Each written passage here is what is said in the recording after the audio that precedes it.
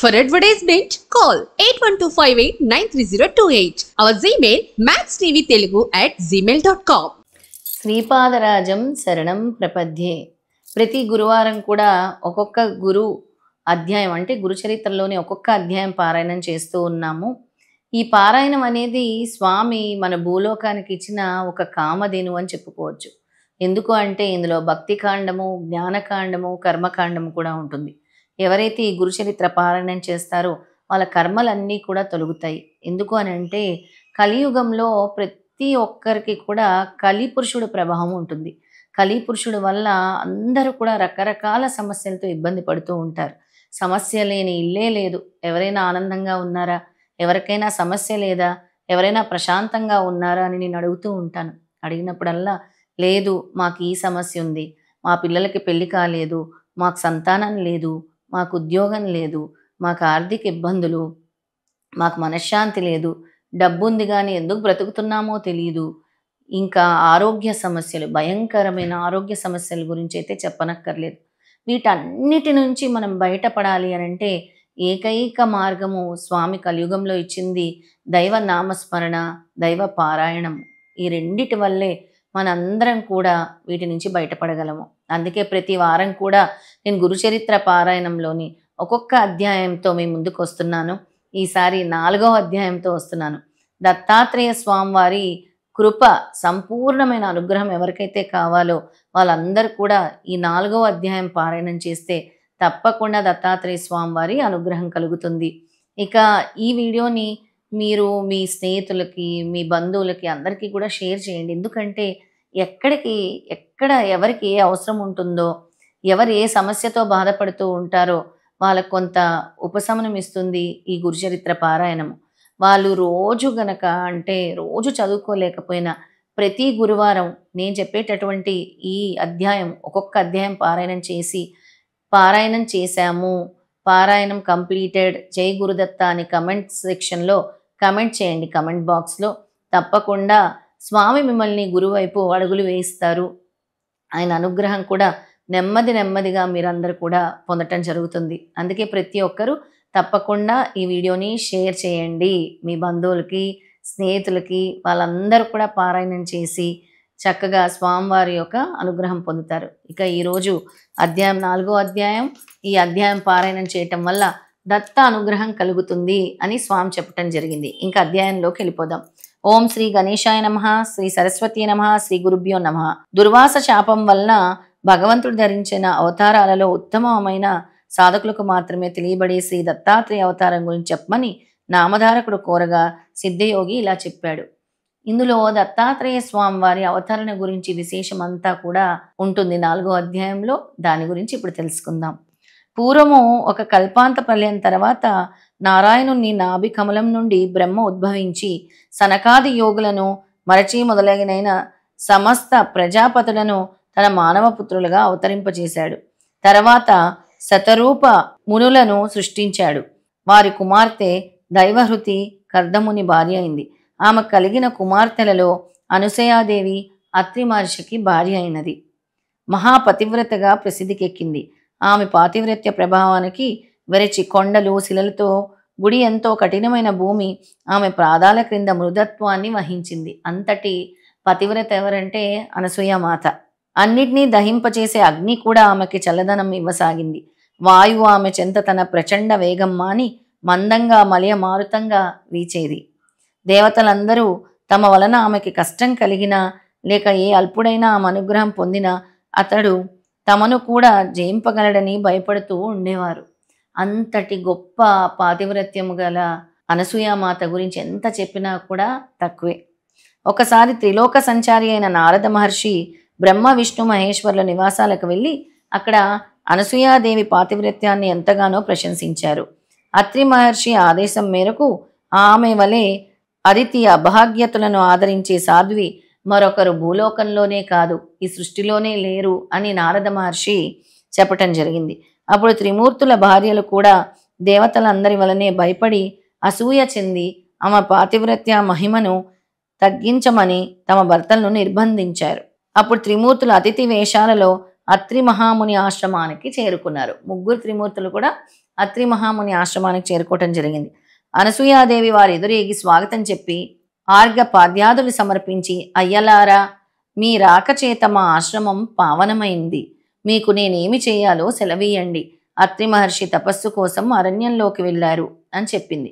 అప్పుడు ఆ అతిథులు, అమ్మా, మాకెంతో ఆకలిగా ఉంది. నీ భర్త ఎప్పుడొస్తారో చెప్పలేము కదా, మాకు వెంటనే భోజనం పెట్టండి అన్నారు. ఆమె లోపలికి వెళ్ళి విస్తళ్ళు వేసి, అయ్యలారా, భోజనానికి దయచేయండి అని ప్రార్థించింది. అప్పుడు వారు, సాధ్వి, నీవు మాకు ఆతిథ్యం ఇస్తానని మాట ఇచ్చావు, కానీ మాదొక షరత్తు ఉన్నది. నీవు కట్టుకున్న గుడ్డలు విడిచి నగ్నంగా వడ్డిస్తేనే మేము భోంచేస్తాం, లేకుంటే ఇలా ఆకలితోనే వెళ్ళిపోతాము అన్నారు.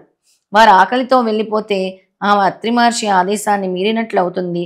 అంతేగాక ఆకలితో తిరిగిపోయిన అతిథి గృహస్థుల పుణ్యాన్ని, తపస్సును కూడా తీసుకుపోతారని శాస్త్రవచనం ఉంది. కానీ పరపురుషుల ఎదుట నగ్నంగా వస్తే పాతివ్రత్యం భంగం అవుతుంది. పరస్పర విరుద్ధమైన ధర్మాల మధ్య తనను చిక్కించుకో అతిథులు సామాన్యులు గారు అని అనసూయమాత గ్రహించారన్నమాట. వారి విచిత్రమైన షరతును ఆమె తనలో తానే నవ్వుకున్నది. తపోమూర్తి అయిన అత్రి మహర్షి సంస్కర్గం వలన పవిత్రురాలైన నాకు కామభయం లేదు.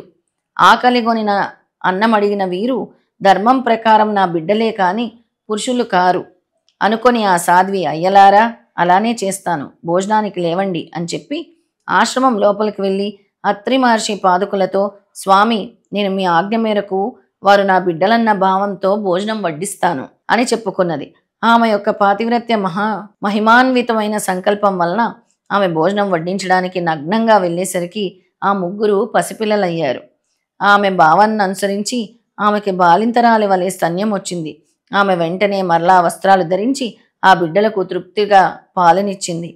నిరంతరం సృష్టి చేసి అలసిన వాడిలా బ్రహ్మదేవుడు, ప్రపంచాన్ని పాలించి అలసిన వాడిలా శ్రీ మహావిష్ణువు, జగత్ సంహార కార్యం వలన సోలిపోయిన వానిలా శంకరుడు అనసూయాదేవి యొక్క పాతివ్రత్య మహిమను గ్రోలి విశ్రాంతి చెందారు. ఆ మహాపతివ్రత తన దివ్య దృష్టి వలన ఈ ముగ్గురు త్రిమూర్తులని తెలుసుకొని ఊయలలో పెట్టి ఆ జరిగిన కథనే జోలపాటగా పాడుచున్నది. ఇంతలో అత్రి మహర్షి వచ్చి ఆమె నుండి సర్వము తెలుసుకొని ఊయల్లో త్రిమూర్తులను దర్శించి ఆ రూపాలలో ప్రకటమైన పరమాత్మను ఇలా స్తుతించాడు. ఓ మహావిష్ణువు, నీవు సృష్టి స్థితి లయ కారకుడువు, జగత్ సాక్షివి, విశ్వమంతయు విశ్వమయుడువు, విశ్వాధారుడువు. ఓ పరమేశ్వర, నీవు సహజంగా ఒక్కడవే అయినా నీ లీల చేత త్రిమూర్తులుగా మారి క్రీడిస్తున్నావు. వాస్తవానికి జగత్తు నీకంటే వేరుగాకపోయినా మనకు చీకటిలోని త్రాడు దానికి భిన్నమైన పాముగా గోచరించినట్లు నేను, నాది అనే మాయతో కూడిన భావన వలన నీకంటే వేరైనట్లు జీవులకు గోచరిస్తున్నది. ఊయల్లోని పిల్లలు హాయిగా నిద్రపోతున్నారు. త్రిమూర్తుల స్తోత్రానికి తృప్తి చెంది తమ నిజ రూపాలతో కూడా ప్రత్యక్షమై వరం కోరమన్నారు.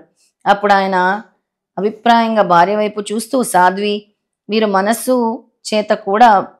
చేత కూడా పొందడానికి వీలుగాని వారు, అయినా నీ భక్తి వలన ఇలా వచ్చారు. నీ అభష్టమేమిటో నివేదించుకో అన్నాడు. అనసూయాదేవి, స్వామి, ఈ సృష్టి యొక్క వికాసం కోసమే మీరు భగవంతుని చేత సృష్టింపబడ్డారు కదా, కనుక ఈ మూడు మూర్తులు ప్రత్యక్షమై వీరిని పుత్రులుగా పొంది మీ అవతార కార్యము నెరవేర్చుకోవడమే నా అభిష్టము అన్నది. అత్రి మహర్షి సంతోషించి, మీరు మాకు పుత్రులుగా పుట్టి మమ్మల్ని ఉద్ధరించండి అని కోరాడు. అప్పుడు వారు, మహర్షి, మమ్ము నీకు సంపూర్ణంగా దత్తం చేసుకున్నాము అన్నారు. ఆ పతివ్రత ప్రభావం చేత త్రిమూర్తులు అత్రి కోరిన వరమును గ్రహించి తమ లోకాలకు వెళ్లి వారి భార్యలను కలుసుకున్నారు. తర్వాత అత్రి అనసూయలకు ముగ్గురు పుత్రులు కలిగారు.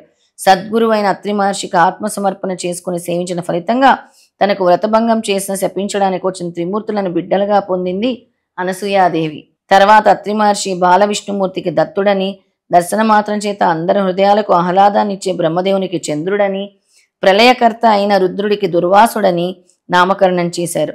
ఆ ముగ్గురు అత్రి యొక్క సంతానం గనక వీరిని ఆత్రేయులని, దత్తుని దత్తాత్రేయుడని వ్యవహరిస్తారు. ఈయనే సాక్షాత్తు పరమేశ్వరుడు, శృతులకు కూడా అందని సచ్చిదానంద స్వరూపుడు, మానవులకు అభిష్టాలు నెరవేర్చి యోగము జ్ఞానము ప్రసాదించేవాడు. స్మరించిన తక్షణంలోనే అనుగ్రహిస్తూ సర్వత్రా సంచరిస్తుంటాడు దుర్వాసుడు. మిక్కిలి కోప స్వభావం గలవాడైన ఆయన కోపం కూడా లోకానికి కళ్యాణమే చేకూర్చింది. చంద్రుడు సర్వజీవులను పోషిస్తుంటాడు. తర్వాత బ్రహ్మ, చంద్రుడు, శివుడు, దుర్వాసుడు తమ దివ్యాంశలను దత్తాత్రేయుని అందించి తల్లి అనుమతితో తపస్సుకు వెళ్ళిపోయారు. నామధారక, అలనాటి దుర్వాస శాపం వలనే పరమాత్మ అయిన శ్రీ దత్తుడు శాశ్వతంగా భూమి మీద సంచరిస్తూ భక్తుల్ని అనుగ్రహిస్తూ ఉంటాడు. అసలు ఆయన అవతరించినదే అందుకు. స్థూల దృష్టికి అలా కనిపించినా నిజానికి ఇతర అవతారాల తమ కార్యం తీరగానే శరీరాలు త్యాగం చేసి వైకుంఠానికి వెళ్ళిపోయినట్లు భగవంతుడు ఈ దత్తావతారంలో చేయడు.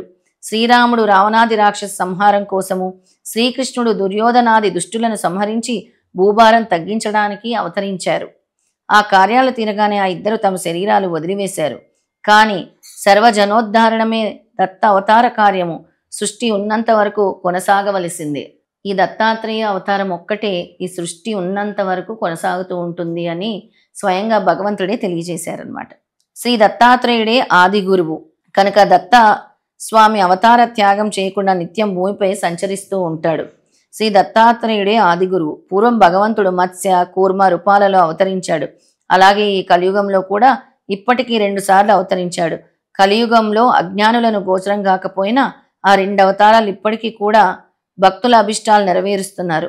ఇతర యుగాలలో కర్మ చేత తప్ప సిద్ధించని పుణ్యం ఈ కలియుగంలో పరిమిత కాలంలో సత్సంకల్పం చేతనే సిద్ధిస్తుంది. కనుక ఇట్టి కలియుగంలో జన్మించి బుద్ధిపూర్వకంగా శ్రీ గురుణ్ణి ఆరాధించి తరించడం ఎంతో సులభం.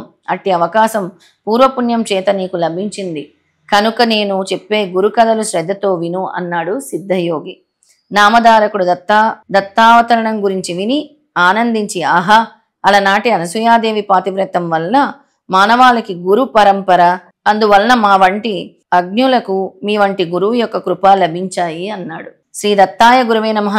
శ్రీపాద శ్రీ వల్లభాయ నమః. శ్రీ నృసింహ సరస్వతియే నమః. 4వ అధ్యాయము సంపూర్ణము.